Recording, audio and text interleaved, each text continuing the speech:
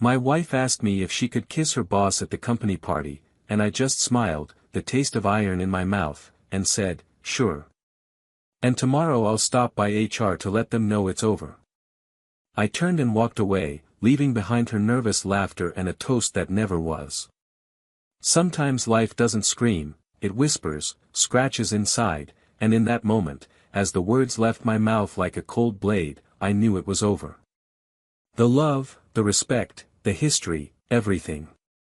It was like watching a war movie inside your own chest, where the bomb has already fallen, but the debris is still flying in slow motion. I didn't scream, I didn't cry, I didn't beg. I just said, sure, like giving someone else permission to dig their own grave.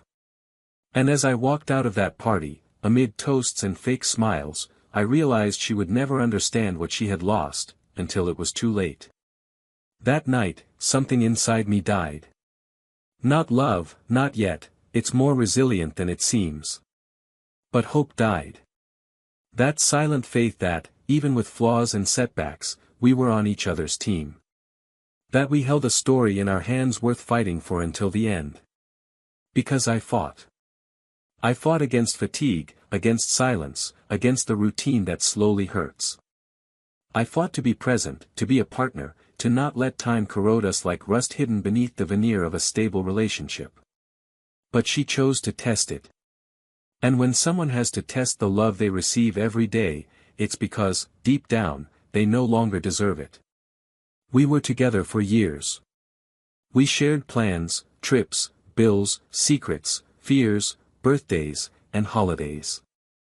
I knew every detail of her body, but also her silence. I knew when something wasn't right, even if she said, everything's fine, with that mechanical smile. And yet, I chose to stay. I chose to try. Until the night of the party. Until she looked me in the eye with that uncomfortable gleam, not of guilt, but of excitement, of someone faced with a new, forbidden, provocative possibility, and asked, in her usual sweet voice, would you mind if I kissed him? She didn't say, my boss. She said, him. And I heard the world crack. I felt ashamed. Not of her, but of myself, for having loved someone so much who no longer loved me back. The cruelest thing was her casual tone. As if she were asking me for permission to try a different dish at dinner. As if she didn't know, or didn't care, about everything I'd already swallowed for her. And I smiled. Because it was either that or smash a glass on the table. Because it was either that or fall to my knees in front of everyone, begging her to go back to being who she once was. But I smiled. I said, sure, and left. The difference between love and pride, at that moment, was a step toward the exit. I learned later that the boss backed down, perhaps out of cowardice, perhaps out of ethics, or perhaps because he realized he was entering a territory with more wreckage than pleasure. She was left alone. In the middle of the party. No toast. No kiss. Without me. Trying to erase the bitter taste of her own choice, swallowing the freedom she so desired and which, now, weighed like an anchor. We didn't speak for weeks. Then for months. Life went on. Hard, cold, disorganized at first, but over time, it took on new forms. I learned to make coffee for just one person. Sleeping in the middle of the bed. Washing only one dish at dinner. And each day I woke up and she wasn't there, I realized the pain was giving way to freedom. Not a euphoric freedom, full of parties and quick loves, but a quiet freedom. The peace of no longer needing to question whether I was enough for someone who had already broken inside. And then, one day, she came back. Not physically. But she came back through the wet eyes of a meaningless text message at 3 a.m.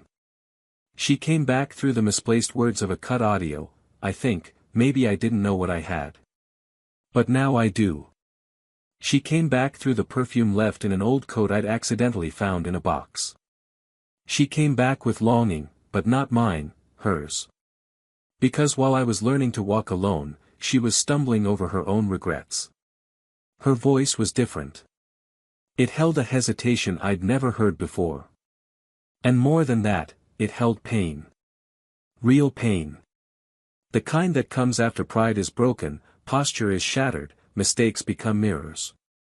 I know I messed up. I thought I needed to experience something new. But it wasn't him I wanted to kiss that night. It was you. I heard it all. In silence. Because there are pains that time doesn't heal, it only teaches us to live with them. And when she asked me if there was still a chance, I saw in her eyes not the woman who betrayed me, but the girl who lost what she didn't know was true love. I forgive you, I said. But it wasn't to bring us closer together. It was so she could move on in peace. Because I was already moving on, with someone who didn't need to test, someone who didn't treat love as something disposable. The betrayal wasn't the kiss not given, it was the desire to give it. It was the request that exposed the soul.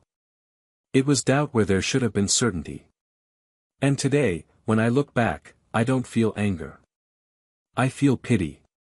Not for myself. But for her. Because I survived. I grew. I remade myself.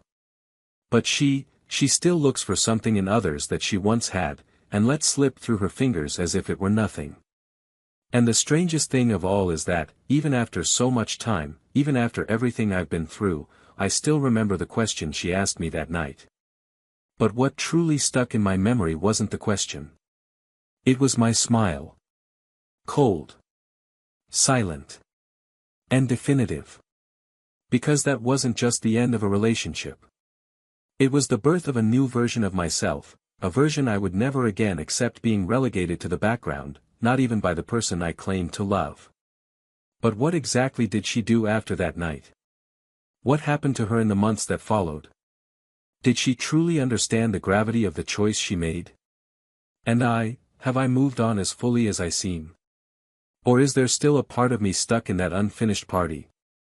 The answer, perhaps, lies in the details that have not yet been told. Welcome to the channel. Here, no form of betrayal is romanticized or justified. The stories you will hear are fictions based on real feelings, created to show, without filters, how betrayal can destroy true loves, entire families, and leave deep scars. Our goal is clear: make you feel, reflect, and never forget that wrong choices have irreversible consequences. Now take a deep breath. Because what you're about to hear will mark you forever. Get ready. The story begins now. They met simply, as most great encounters begin, without fanfare, without warning, without promises. Just two strangers sharing the same space in a nearly empty cafe on a typical Thursday afternoon. Lucas was absently reading a news article on his cell phone, with a cup of coffee already cold beside him, when he felt that gaze, not intrusive, but curious, calm, as if wanting to understand, not just look. Marina was across the room, wearing a beige coat, her hair tied up casually, and a cup in her hands. She smiled rarely, but when she did, there was a certain mismatch between shyness and intensity. He noticed it before any words were exchanged. And perhaps that was it, the comfortable silence between two strangers who, somehow, seemed to recognize each other even before introducing themselves. Marina was a journalist, passionate about words, stories, and everything that involved trying to understand what goes on inside people. Lucas was a financial manager, methodical, stable, a little too skeptical, a little too serious, but with a sweetness that slipped through his defenses when least expected. She dreamed of writing a book. He dreamed of building a family. And when they began seeing each other frequently, neither realized that their dreams, so different, were beginning to intertwine, not out of necessity, but out of desire. There was no rush, and that was beautiful. Their relationship grew with the delicacy of genuine affection, the kind that doesn't impose itself, but becomes indispensable over time. They dated for 2 years before sharing the keys to a small apartment full of plans. The first few months of living together were more quiet than vibrant, but there was a peace rarely found in beginnings. Marina liked to leave notes stuck to the bathroom mirror. Lucas insisted on washing the dinner dishes even when the day was exhausting. They learned each other's rhythms, their fears, their silences. And, over time, their love took root, something solid enough to last a long time. It wasn't a cinematic love, full of epic scenes and rehearsed declarations. It was a real love. Made of nights when they fell asleep fighting but still tucked each other in during the early hours. Of Sundays when the silence didn't bother them. Of conversations about nothing that suddenly became everything. Friends said they complemented each other. She was impulsive, dreamy, full of sudden desires. He was cautious, down to earth, careful to the point of being almost predictable. And for some reason, it worked. Marina challenged him to break out of autopilot. Lucas taught her to slow down. Together, they were stronger, lighter. The wedding took place on a beautiful late afternoon, with a reddish sky in the background and few guests. Nothing fancy. Just the closest ones.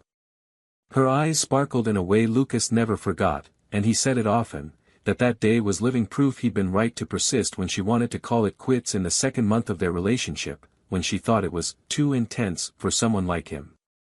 But she stayed. And they stayed. At least, for a while. The routine of their marriage was like so many others, full of commitments, work, exhaustion, but also of affection, care, and a constant attempt to keep what they had built intact. Lucas was dedicated, attentive, tried to share household chores and reserved Friday nights just for the two of them, even when work demanded more. Marina, for her part, immersed herself increasingly in the professional world. After being promoted, she began working on larger projects, events, trips, and meetings until late. She was excited and fulfilled, and Lucas was proud. He always encouraged her, never complained about her absences, even when he missed her. "You're shining," he would say, as he put dinner away for her in the fridge. She would smile, thank him, kiss his forehead, and tell him this was all for them, for their future.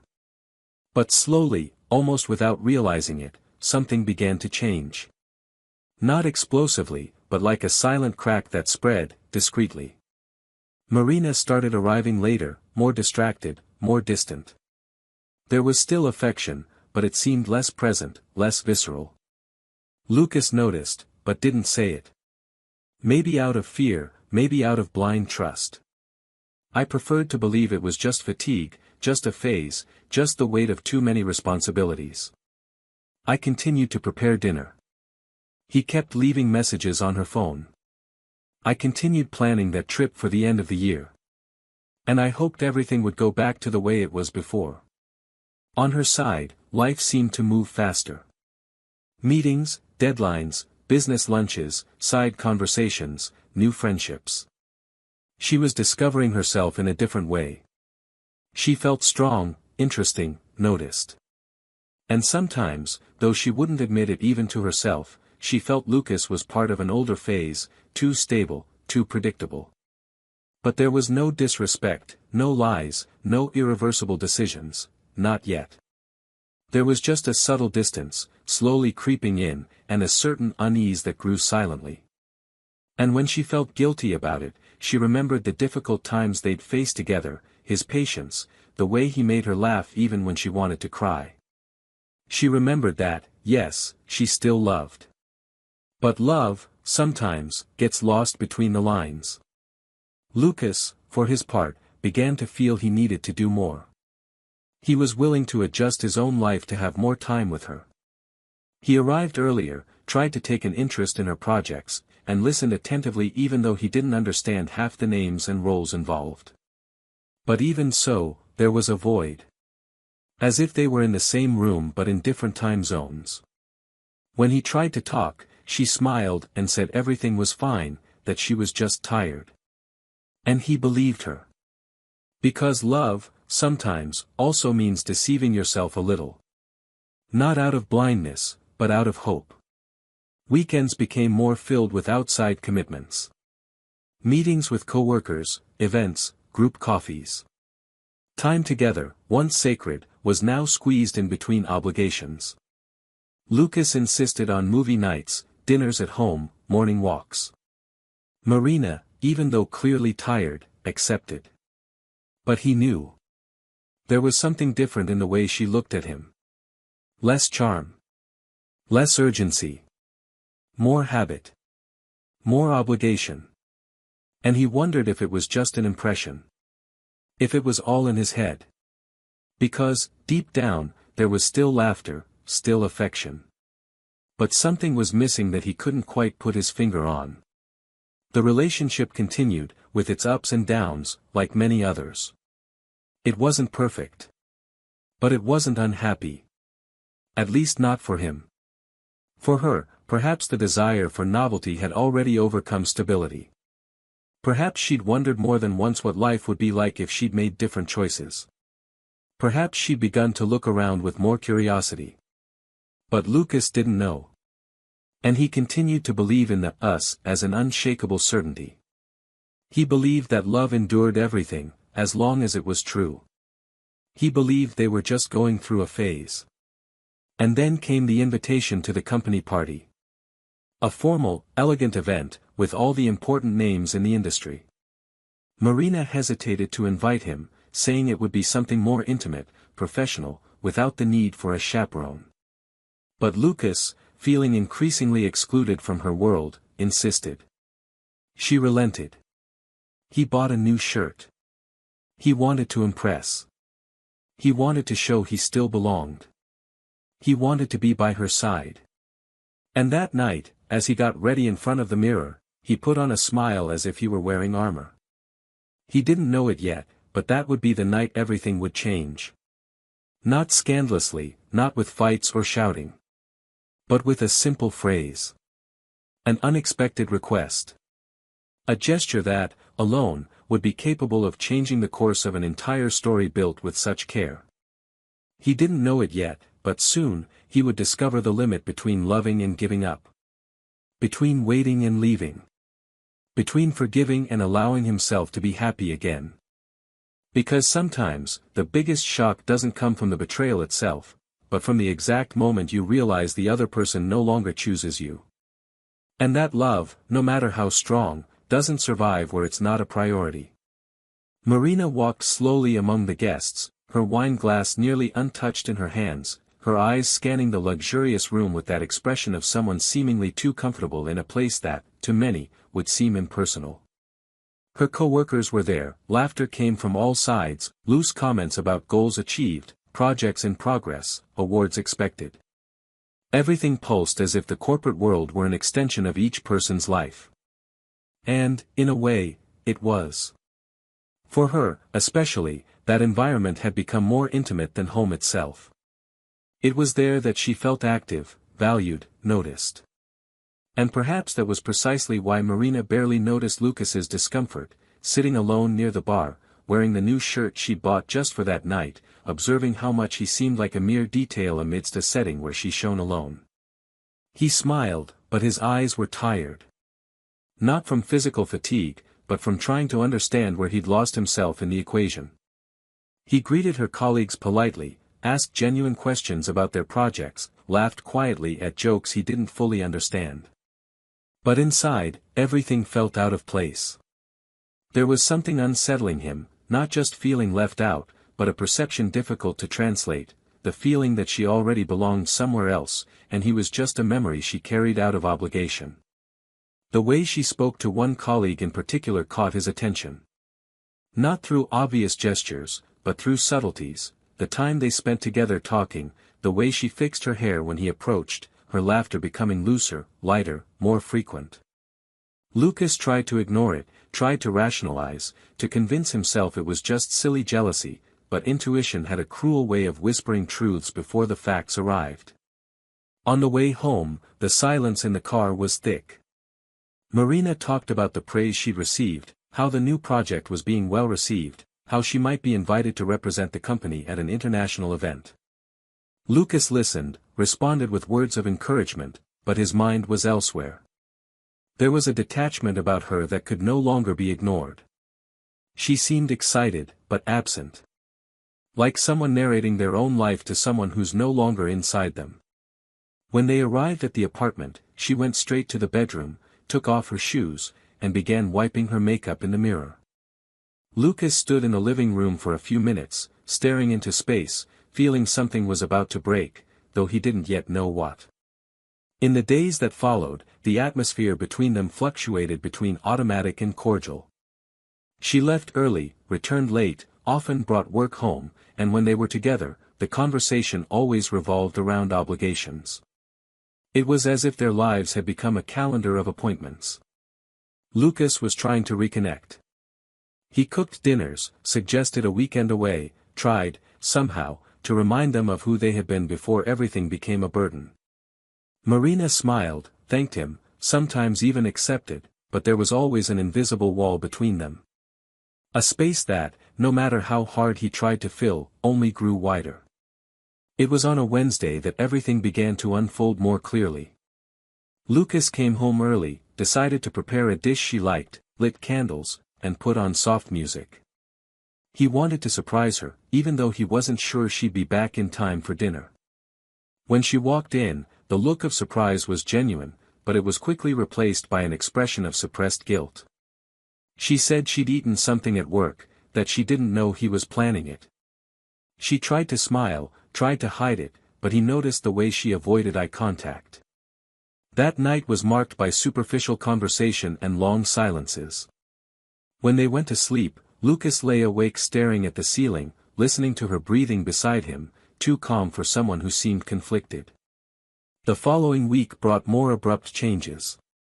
Marina began to get irritated over small things. Her answers were shorter, her patience thinner. Lucas tried to talk, tried to ask if something was wrong, but she deflected. She said she was stressed, that work was too demanding, that it was just a phase. He wanted to believe. But each time she left for extra meetings, each time she returned with her phone in her hand and a distant look in her eyes, his faith wavered a little more. Until one day, she surprised him with a question that cut through everything like a bolt from the blue. Sitting in the living room, after a silent dinner, she asked softly, almost casually, "Would you mind if I kissed someone else? Like, just to see what it would be like?" Lucas froze. The world seemed to spin slower. The sentence echoed in his mind in a strange, distorted way, as if it made no sense, as if it couldn't have been said. He stared at her for long seconds, trying to find some hint of irony, of a joke, of anything that would save him from reality. But there was none. There was just a fixed gaze, waiting for an answer. His mouth curved into a restrained, bitter smile, and the answer came without hesitation, "Of course. And tomorrow I'll stop by HR to let them know it's over." Marina said nothing. She remained silent, her face frozen, as if struck by something she hadn't expected. Lucas calmly got up, grabbed his keys, and left. He didn't shout, didn't argue, didn't break anything. He simply left behind the image of a woman who, at that moment, no longer seemed like the person he'd chosen to live with. She tried to laugh, a nervous laugh, perhaps an attempt to dismiss the whole thing as a misunderstanding. But it fell flat. The door had closed. Over the next few days, she called a few times, texted, saying she wanted to talk, that maybe she'd overreacted, that she was confused. Lucas didn't respond. Not because he wanted to punish her, but because there was something inside him that no longer allowed him to talk to that version of her. The pain was immense, but there was no anger. There was disappointment, and that, sometimes, is much worse. Because when you're disappointed, you realize that the love you felt was perhaps greater than the person deserved. Marina, for her part, sank into a void she couldn't explain. Her boss, with whom she'd been flirting for weeks, backed away from the tension of what had happened. He said he didn't want any trouble, that she needed to sort out her life first. She was left alone. With her own decisions. With the eyes of her colleagues who noticed Lucas's withdrawal. With the discomfort of someone who realizes, too late, that she's losing something valuable. Time passed. Things didn't go back to normal. Marina began to miss Lucas's silence, the way he listened even without understanding, the way he knew when she needed a hug without her saying it. She missed the details, the notes, the smell of the coffee he made without sugar, just because he knew she liked it bitter. And for the first time, she began to realize that what she had discarded wasn't just a relationship, it was a real, whole, patient love. She tried to get closer. She looked for places where she knew he might be. She sent longer, more sincere, blunt messages. She asked to talk, not to get back together, but to be heard. And he accepted. They met at a small cafe, the same one where it had all begun years before. She arrived first, anxious, fiddling with her bag strap.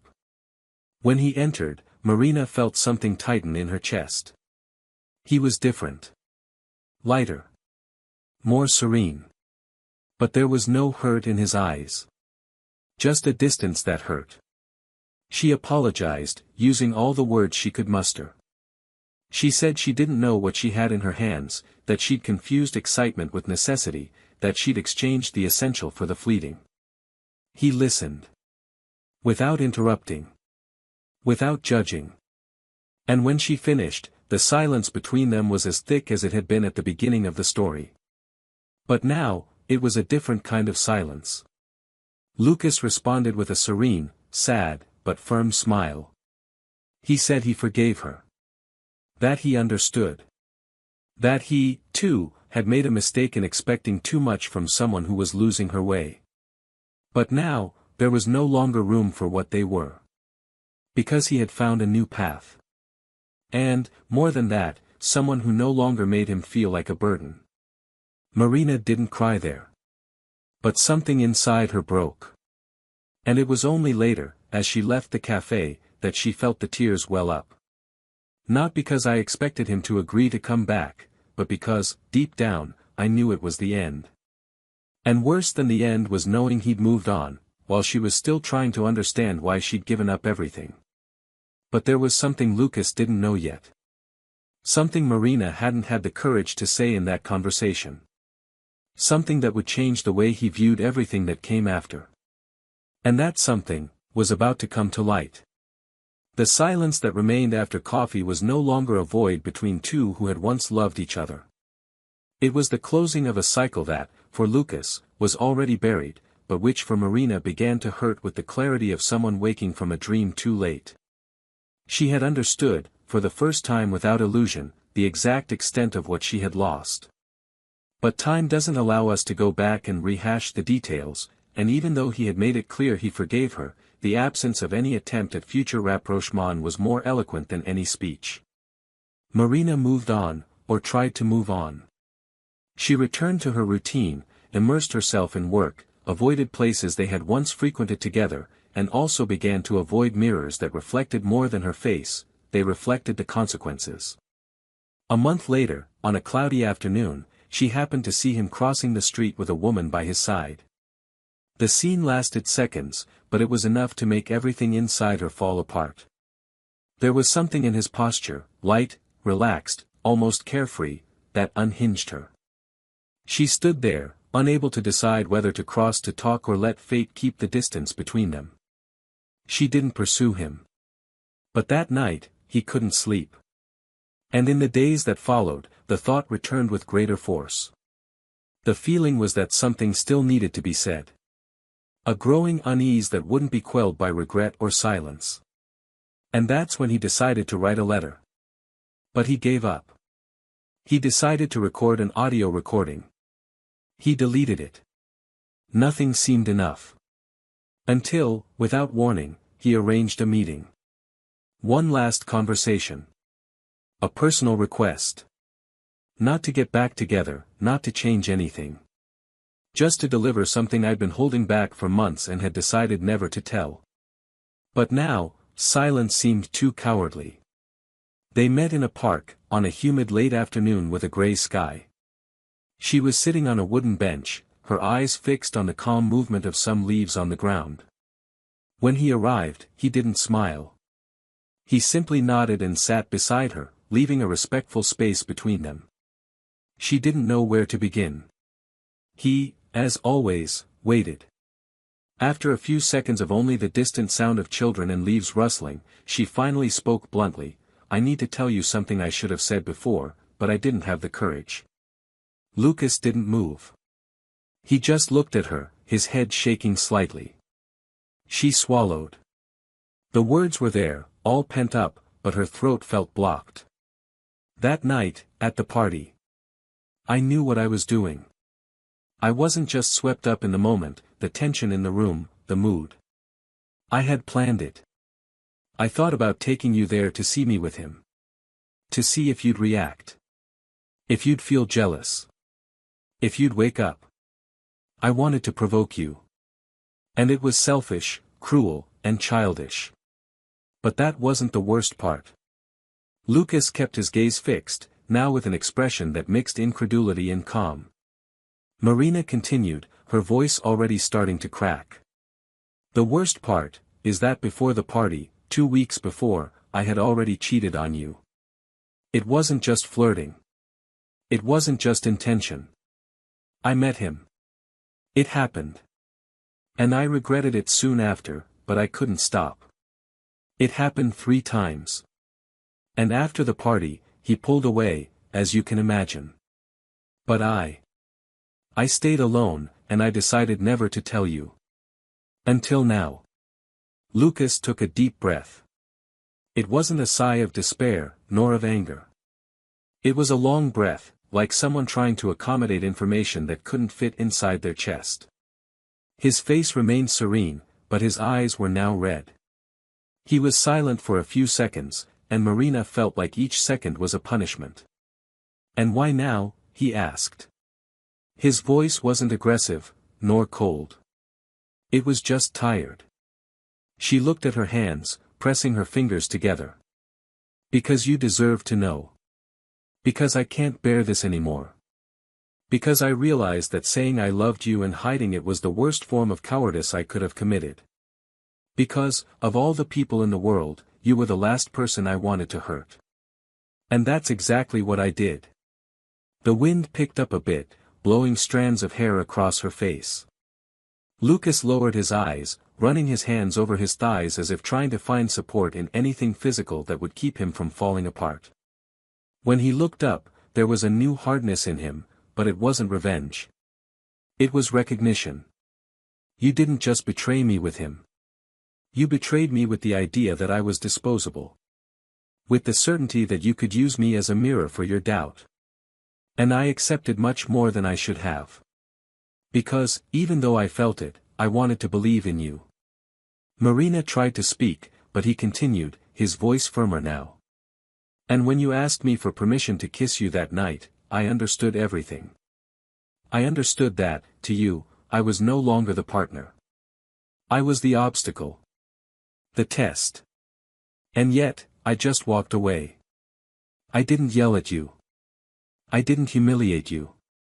Because, deep down, I still wanted to save what dignity remained between us. But now you're taking even that away from me." Tears streamed down her face, discreet, silent, like a confession her body could no longer hide.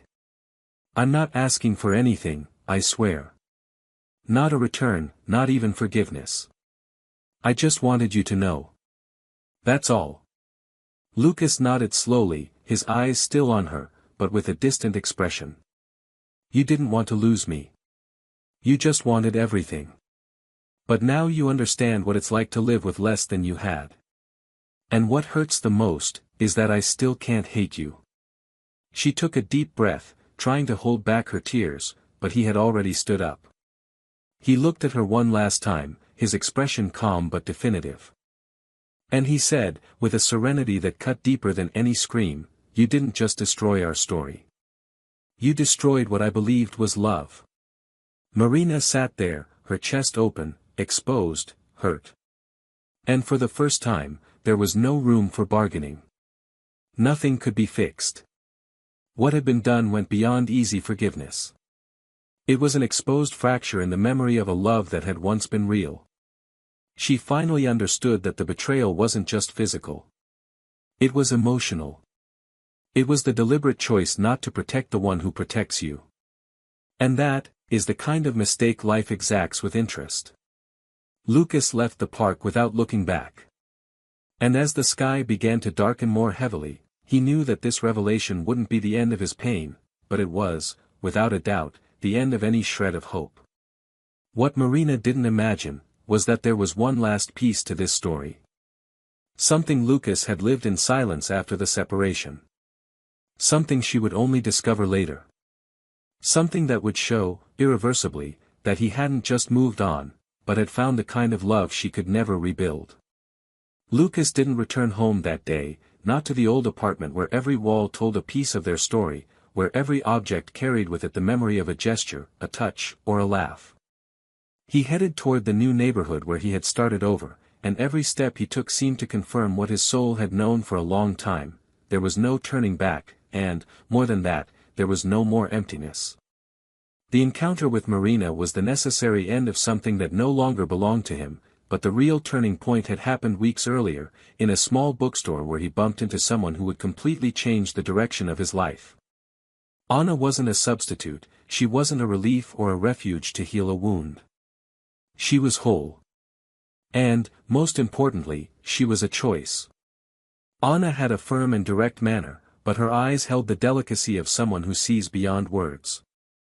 They started out talking about books, but little by little, their meetings became longer and more frequent, and without Lucas realizing it, her presence began to occupy spaces he thought would never be filled again. With her, he didn't have to struggle to be seen. There were no games, no silences that hid demands. With Anna, love seemed simpler, more sincere.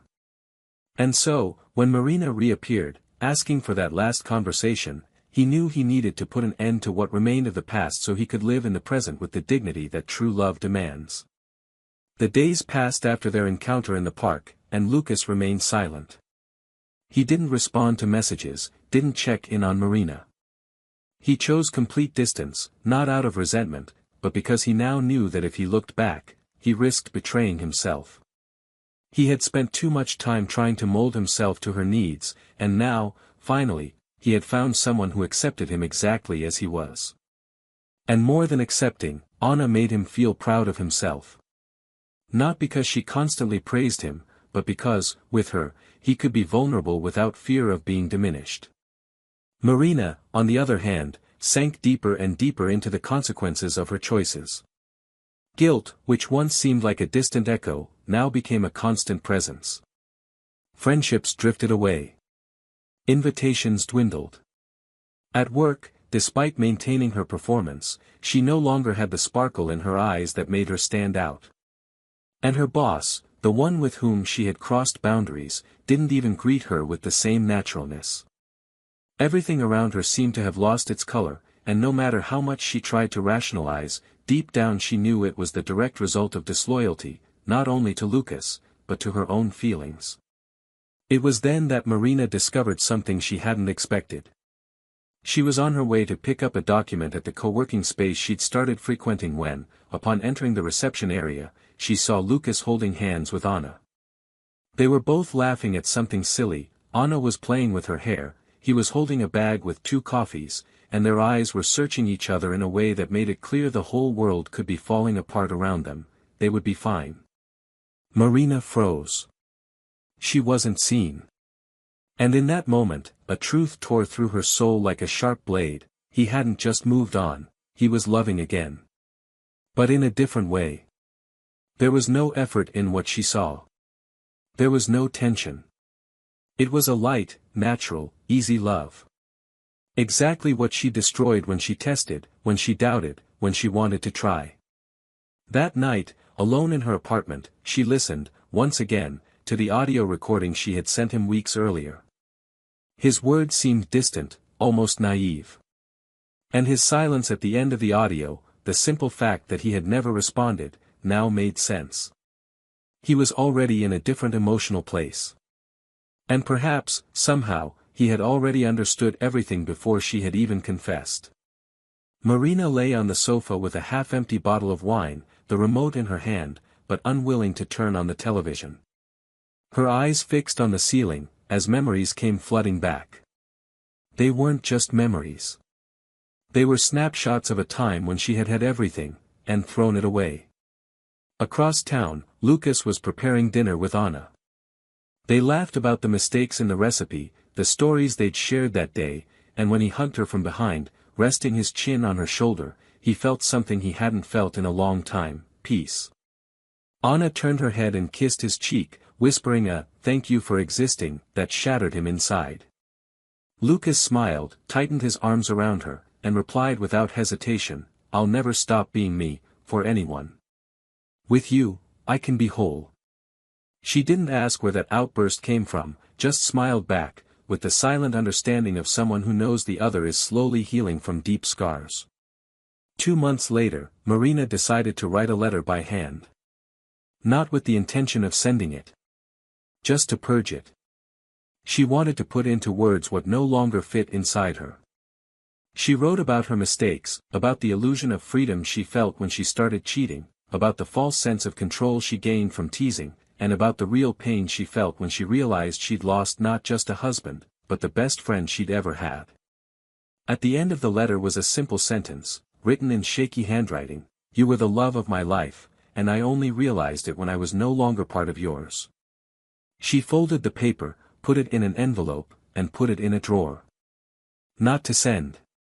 Just to remind herself of the cost of pride, ego, and carelessness.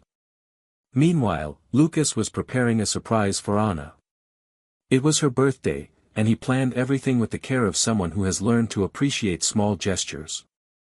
A sunset picnic, with simple flowers, light wine, and a book of poems he knew she loved. During the impromptu dinner, Anna looked at him with eyes full of emotion and said she never thought she would feel so safe with someone. That with him, love was a home, not a prison. Lucas smiled, held her hands, and replied that he was experiencing what he always believed he deserved, a love that chooses to stay, not tests to see if it's worth it. The following week, Marina saw them again. This time, in a small cafe where she often went with Lucas. They were sitting side by side, laughing at something they were reading on their phones. Anna rested her head on his shoulder every now and then, and he, without realizing it, caressed her fingers. Marina didn't cry.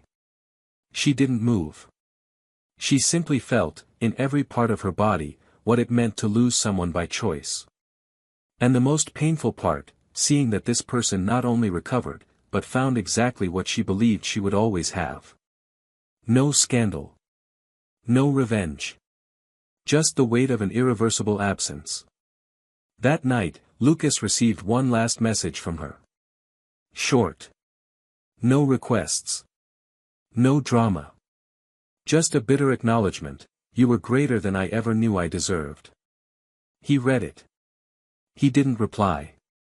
He deleted it. And moved on.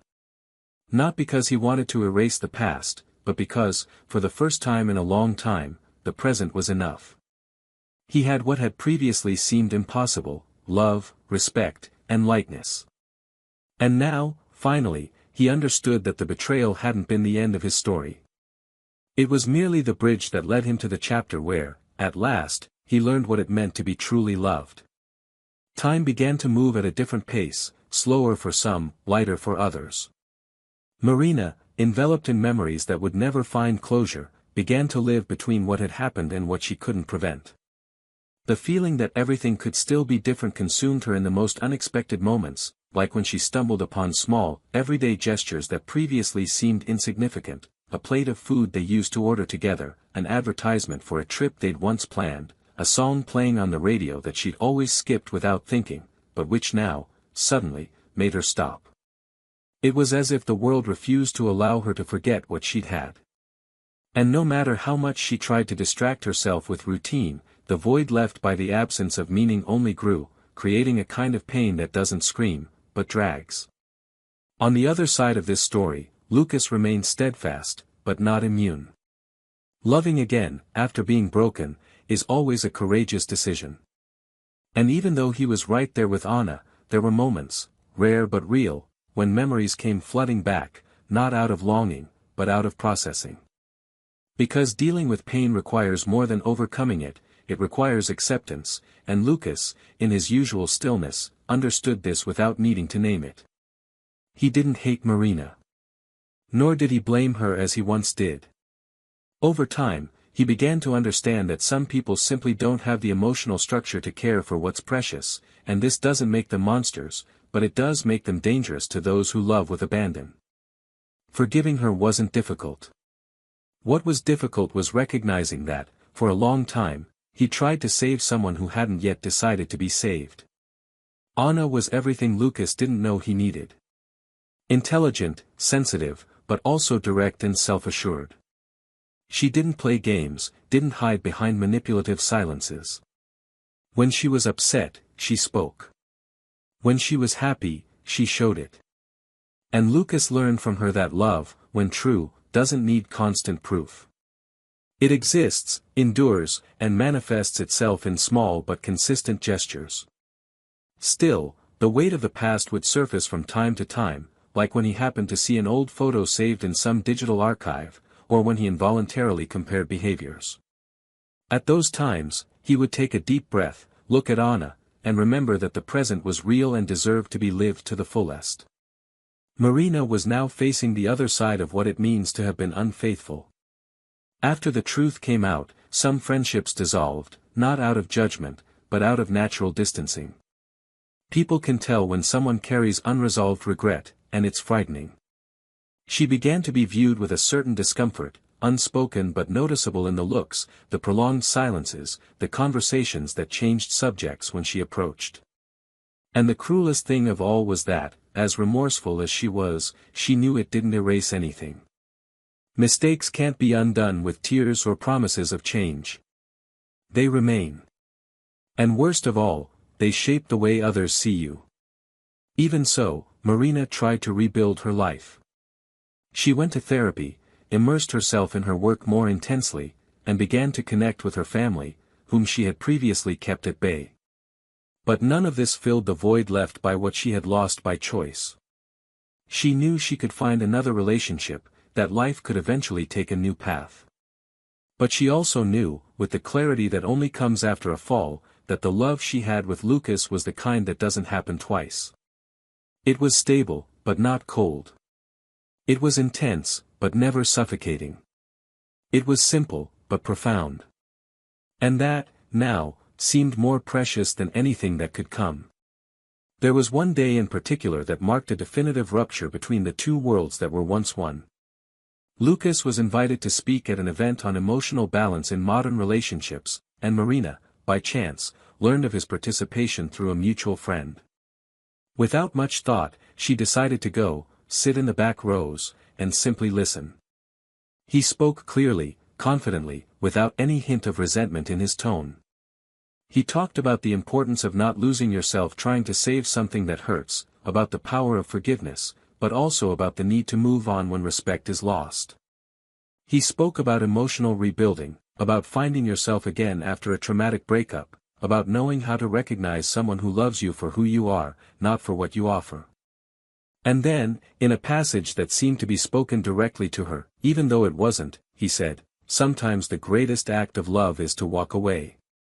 Because staying would be complicit in your own destruction." Marina left the lecture with tears in her eyes, but she didn't cry in public. She saved her tears for when she got home, for when she lay alone on a mattress that now felt emptier than ever. The pain in that moment was no longer self-hatred, nor immediate regret. It was the realization that the world moved on, and that sometimes, wrong choices follow you like a shadow, even when the light finally arrives. Anna, upon hearing about the event, asked if Lucas was okay. He told her Marina had been there. Anna didn't react with jealousy or suspicion. She simply nodded and said it was good that things were being put in their proper place. Lucas smiled, held her hand, and said there were no more ghosts. Only memories. And that memories, when they no longer hurt, cease to be threats and become just part of the landscape of the past. In this new environment, Lucas began planning his future with Anna. They talked about living together, perhaps traveling for a few months, perhaps even writing something together. She, in her observant way, said that his story deserved to be told, but that, above all, she wanted to be part of the chapters yet to come. And he, now, felt ready. Not because he wanted to forget, but because he had transformed the pain into maturity. Into wisdom. And above all, into self-respect. On the other side, Marina wrote another letter. This time, unlike the last, it wasn't a plea for forgiveness, nor an attempt to justify. It was a record of someone who finally understood. An internal outburst, perhaps never read by anyone. She wrote about the silence that remained after the end, about how the days seemed gray not because of a lack of color, but because of an excess of awareness. She wrote that she understood what it means to lose someone not because they left, but because she herself pushed them. She said she had learned that love can't be tested. It takes care of itself, protects itself, honors itself. And at the end, she signed off simply with a "thank you." Because, even with all the pain, she knew she had grown from the loss. Too late for them, but still in time for herself. The dilemma that remained was this: is it possible to redeem a mistake that destroyed someone? Does forgiveness free the receiver or the giver? And, most importantly, can love that is shattered by betrayal be reborn somewhere else, purer, stronger, truer? Lucas found his answer in the warmth of Anna's hands, in her eyes that never doubted him, in conversations that left no loose ends. Marina found hers in solitude, in internal reconstruction, and in the certainty that some mistakes cannot be corrected, only accepted. The world spun, with its twists and turns, and their story, though over, continued to echo in its details. Because true love, when left untended, doesn't die, it transforms into absence, and this absence speaks louder than any scream. Now, the end approached, not with explosions or dramatic revelations, but with the serenity of those who understand that the end is sometimes the only way to begin again. The end didn't arrive with a bang, nor with grand twists. It settled definitively in their souls, like a fog that, after long insistence, finally dissipated to give way to that cruelest thing, clarity. There was no more doubt, no unresolved grief, no more disguised hope. Marina, in her apartment too bright for the emptiness she carried inside, stared at her reflection in the window. The streetlights flickered rhythmlessly, reflecting in the weary eyes of someone who now knew what she had lost. And while the city moved on as if nothing had happened, she remained there, motionless, as if time no longer included her. Days after the event, Marina decided to return to the bookstore where she'd learned Lucas used to frequent. Not because she expected to see him again, but because she felt something of that space still belonged to them, or at least to the image of him she held. Entering, she walked the aisles in silence, touching the books with her fingertips, as if searching for meaning in other people's words. He stopped in front of the philosophy section and read the title of a book as if it were a personal provocation, The Consequences of What We Don't Say. She smiled bitterly, and before she could delve into another layer of regret, she was interrupted by a soft voice from the other side of the bookshelf. It was Anna. She recognized her before she even saw her fully. The voice had that disconcerting calm, as if everything about her were always at peace. The encounter was brief. Anna also recognized her, and there was a moment of palpable awkwardness, a shared hesitation between two women who knew exactly who they were to each other. Neither tried to feign surprise, neither tried to escape. Marina broke the silence with a gesture that surprised even herself. She approached and, in a respectful but firm tone, said she needed to thank her. Anna frowned slightly, confused, and Marina continued. "Thank you for caring for him as he deserved. For offering him what I destroyed. I don't expect you to understand everything, but I know what I lost. And as much as it hurts, it's a relief to know he found someone who sees him completely." Anna didn't respond immediately. She watched Marina for a few seconds, then spoke, her tone gentle but filled with assurance. "It's not easy to hear this, nor to say it. But know that he no longer harbors hatred. He simply learned that love shouldn't be begged for. And I came into his life at a time when he was ready to be loved lightly."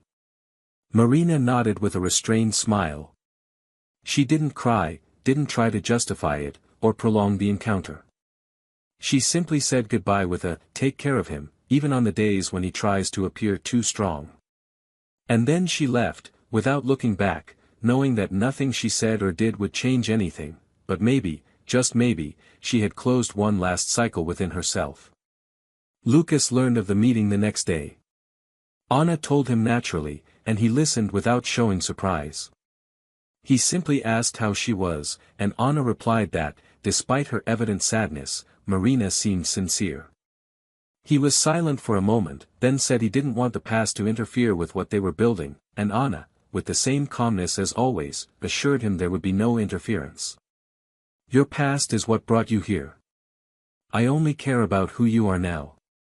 That night, while they were preparing dinner, Lucas mentioned that he was thinking about changing jobs, accepting an offer he'd turned down months ago for fear of starting over too much at once.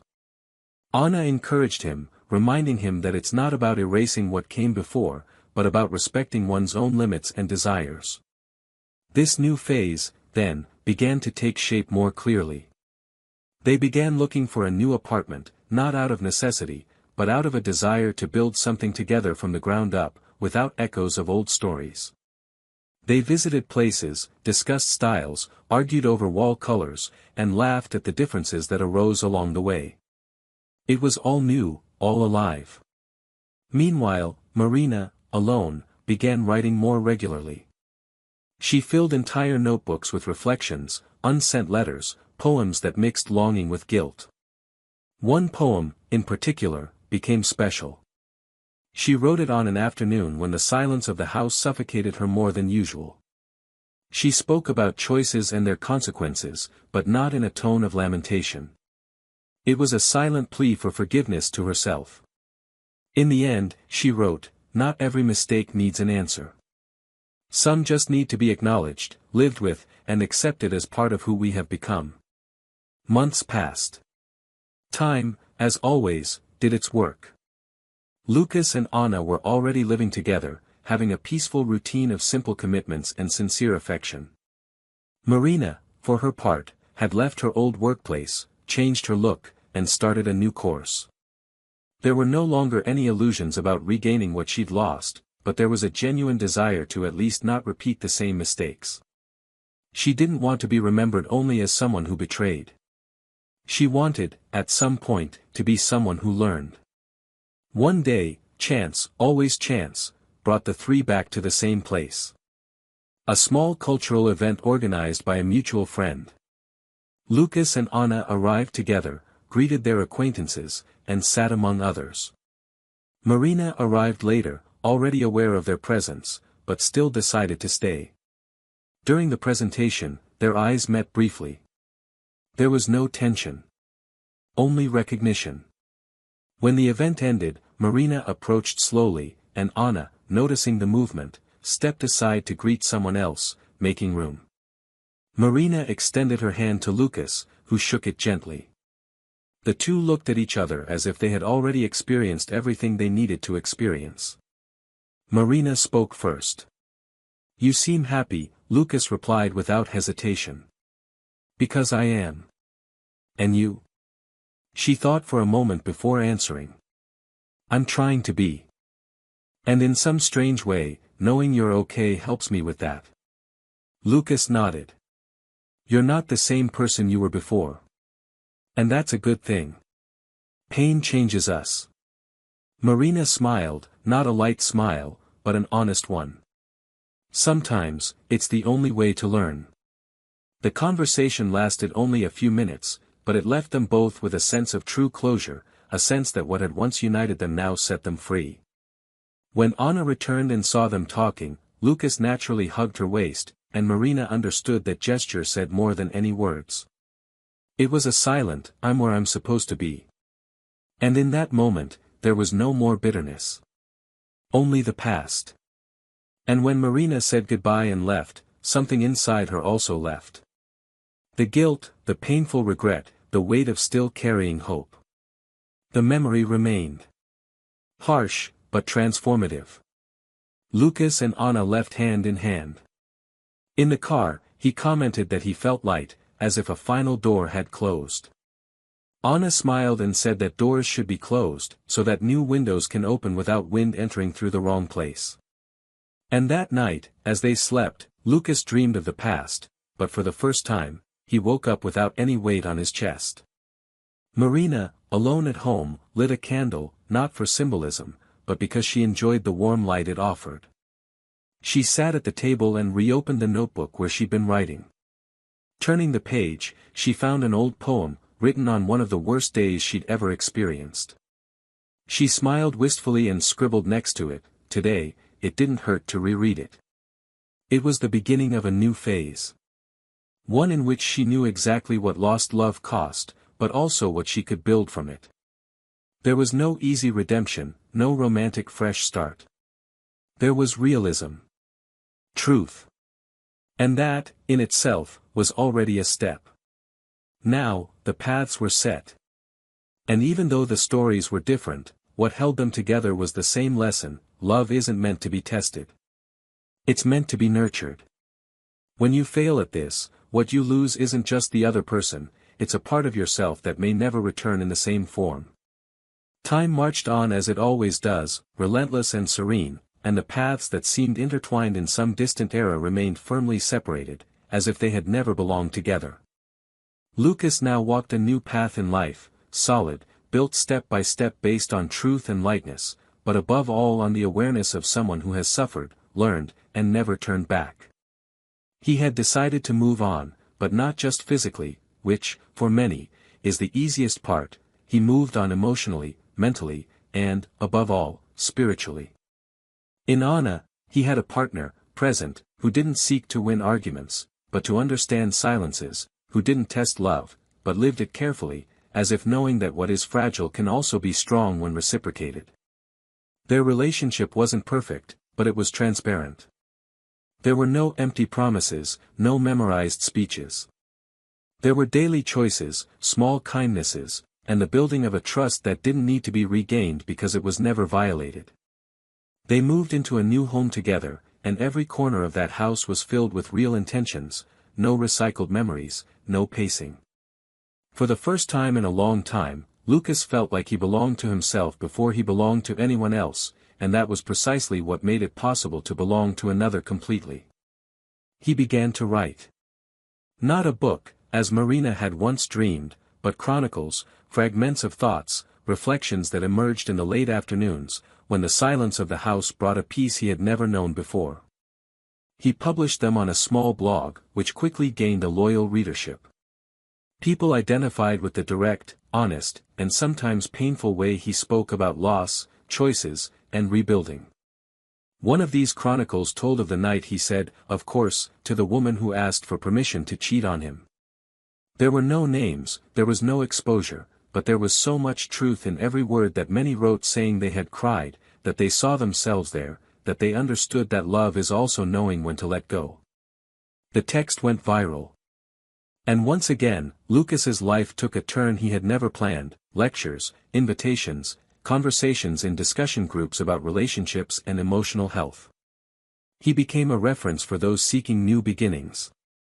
Not because he was a hero, but because he was honest enough to say that he had to lose everything to learn to truly love himself.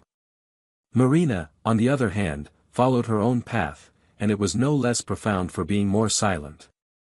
She didn't have a public redemption, she didn't write books, she didn't go viral on social media. Her process was internal, solitary, and intense. And this was perhaps the most fitting part of it all, facing herself without an audience. She dedicated herself to her studies, to her private writing, to tending to wounds that didn't heal with time, but with effort. She moved cities, started over professionally, but, more importantly, she stopped looking for excuses in others for the bad choices she made. The pain didn't turn into hatred or obsession, but rather into clarity. She spent years without getting involved in another serious relationship, not because of trauma, but because she understood that she should only allow herself to love again when she was capable of giving her best, not what was left after her falls. And even amidst this maturation, there was a shadow that never left her, the regret of losing the only man who loved her honestly. It wasn't regret that paralyzed her, but a constant reminder that love is responsibility, and that some flaws can't be erased, they can only be carried. Years later, Marina watched an interview with Lucas on a dating channel. He talked about forgiveness, the importance of leaving hurtful relationships, and how true love doesn't require diminishing yourself. Marina watched it all in silence, lying in her new living room, a hot tea in her hands and a light weight on her chest. It wasn't envy, it wasn't acute sadness, it was the mature acceptance that she had been part of an important chapter in someone's life, but that her participation ended there. For the first time, she didn't wish to go back in time. She simply wished to continue being someone who wouldn't repeat the mistakes she'd made. She saved that interview among her favorites, as if it were a memory of a movie that transformed her, even though it hurt. Time passed. Lucas and Anna were married in an intimate ceremony, without pomp, but full of meaning. Their vows were exchanged beneath an ancient tree, and when Lucas finished his, he said something that remained with everyone who heard: "You taught me that love isn't a test, it's a shelter.